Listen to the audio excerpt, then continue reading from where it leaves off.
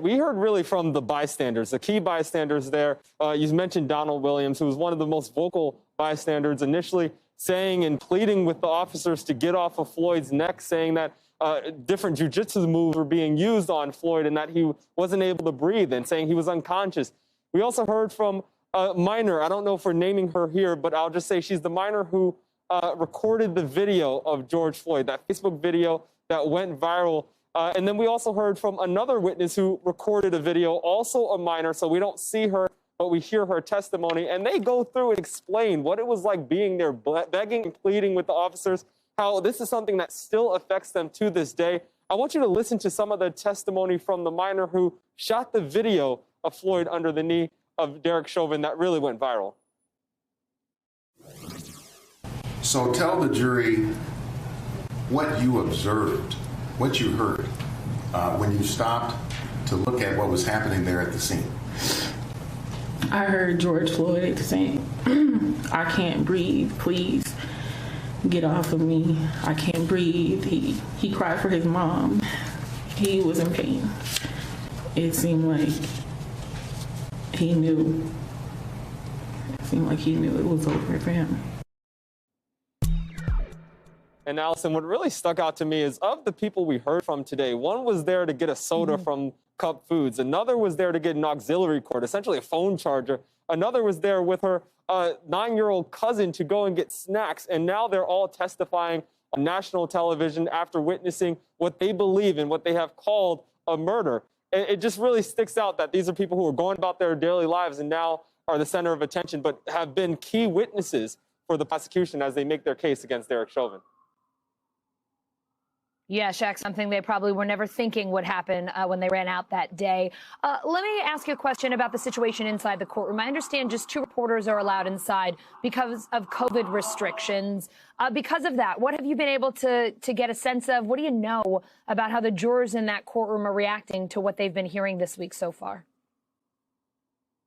It's limited, but we are getting some information. As you mentioned, there are 2 reporters in the courtroom. They rotate each day from different television and newspaper outlets. And based on what we're seeing today is that the jury is paying attention to what's happening with that minor, the 17-year-old who took the video of Mr. Floyd, who said that she apologizes to Mr. Floyd every night because she feels bad. She feels like she wanted to do more. That was a moment that, according to these reporters, really stuck out to the jurors, that they were all listening, that some of them had stopped writing and really looked up and listened to what she was saying. We also know that the testimony of Mr. Williams also stuck out with the jury. That was a testimony that began yesterday and continued on to today. And Mr. Williams, if you watch this testimony, he would turn to the jury, look them in their eyes as he was answering some of the questions from the prosecution and the defense that seemed to be a method that was working. You had many jurors looking back, nodding, giving that nonverbal feedback as they were testifying.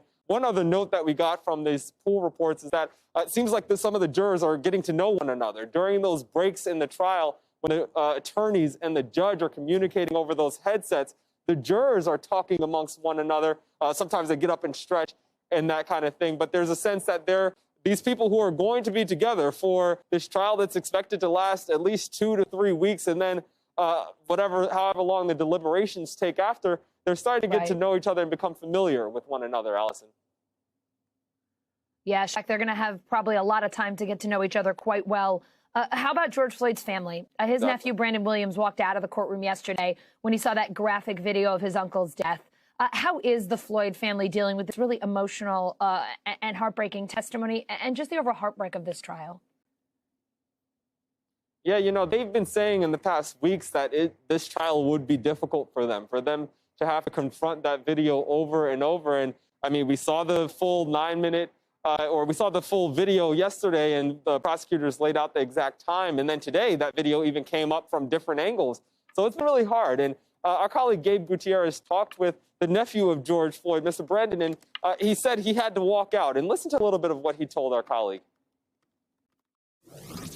We were warned before that it could get graphic, and you know, I tried to mentally prepare, but I think after the video started, and I think as they showed Chauvin kneeling on his neck and like kind of repositioning, and just hearing my uncle ask for help and say he couldn't breathe, I actually got up and walked out. So you walked out of the courtroom? Yeah, I actually walked out of the family room. I couldn't watch it. One thing is, it's not only the Floyd family that's emotional, but you also hear it from the witnesses that have talked, most of them becoming emotional during their testimony, Allison. Yeah, it has been hard for even the average viewer, for those of us in the news, to watch. I can't even begin to imagine what it is like for the Floyd family. Shaq, thanks so much for reporting from Minneapolis today. Appreciate it. Hey, NBC News viewers, thanks for checking out our YouTube channel. Subscribe by clicking on that button down here and click on any of the videos over here to watch the latest interviews, show highlights, and digital exclusives. Thanks for watching.